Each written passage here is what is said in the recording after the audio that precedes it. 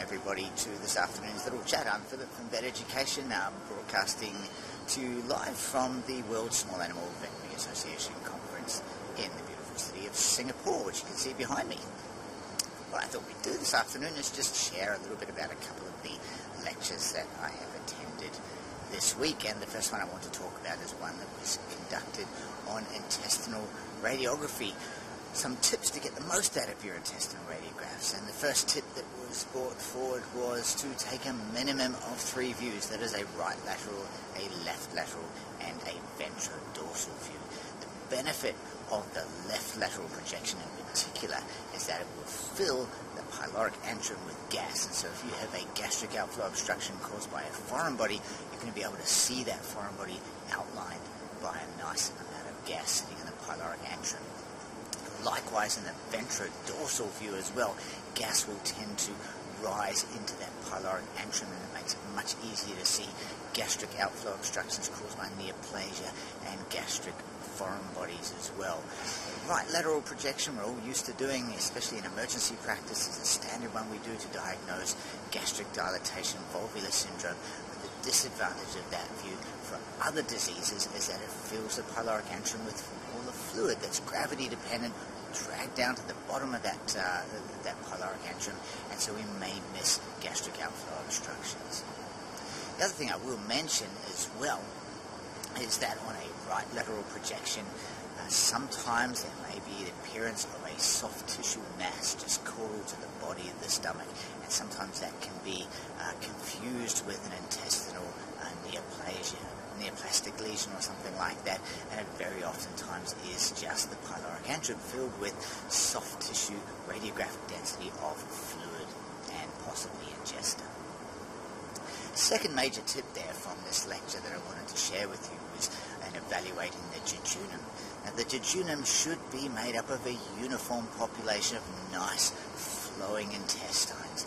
There shouldn't be comma-shaped balls of gas. There shouldn't be granular material sitting within the jejunum, and there shouldn't be any more than one population of bowel. They should all the loops of the jejunum should look identical in terms of their diameter.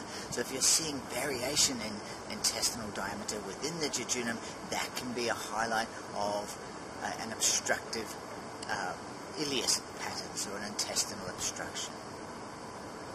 Another thing to mention about the jejunum is that we need to sometimes distinguish between a functional ileus and a physical or an obstructive ileus pattern.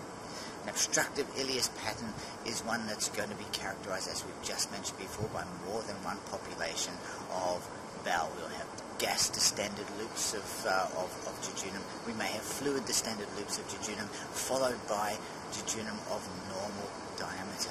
Now, what do we mean by distended loops of jejunum? Well, typically a loop of jejunum is considered distended when it is of a greater diameter than the height of the vertebral body of L2, L3 or L4.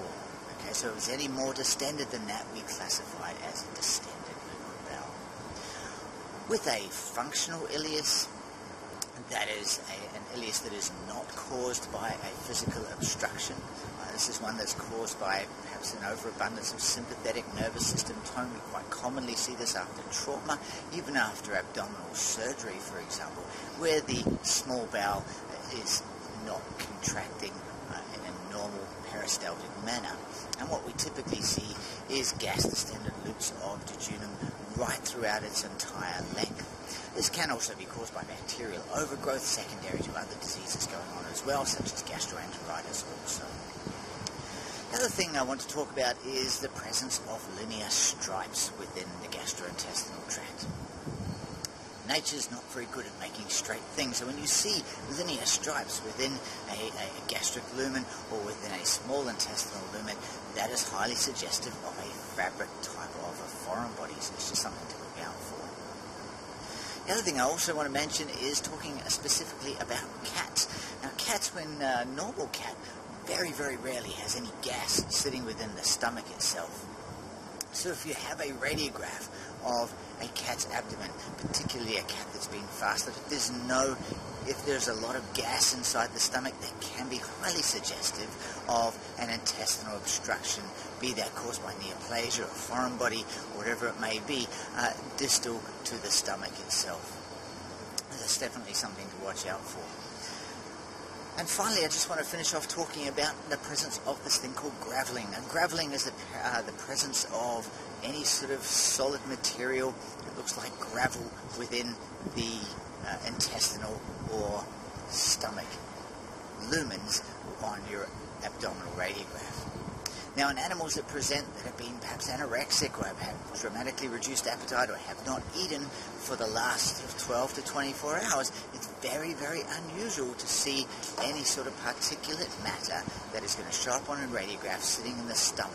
And it's almost never going to occur in the small intestine in a normal patient. So if you're seeing a presence of graveling, this particulate matter in the stomach or in the small intestine, particularly in an animal that has been fasted or anorexic for more than 12 to 24 hours, that again is highly suggestive of an intestinal obstruction, be it complete or incomplete as well.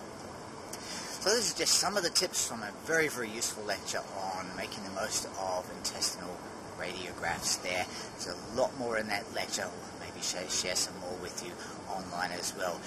Take care, everyone. We'll hope to come to you again in a short while with another update from the WSAVA Conference in Singapore. Thank you very much.